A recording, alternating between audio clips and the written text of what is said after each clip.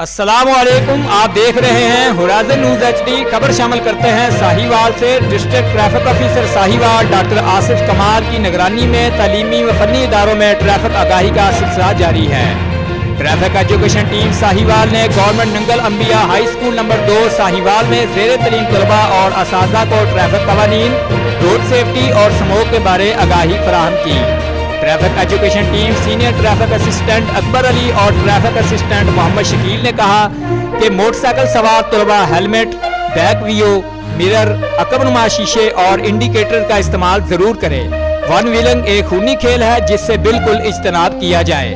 पैदल चलने वाले अफराद ज़ेबरा क्रॉसिंग के जरिए दाएं बाएं देख कर रोड क्रॉस करें। मौसमियाती तब्दीली के पेश नज़र उन्होंने तलबा और असातिज़ा को स्मोक के नुकसानात और इससे बचाव के लिए एहतियाती तदाबीर भी बताईं।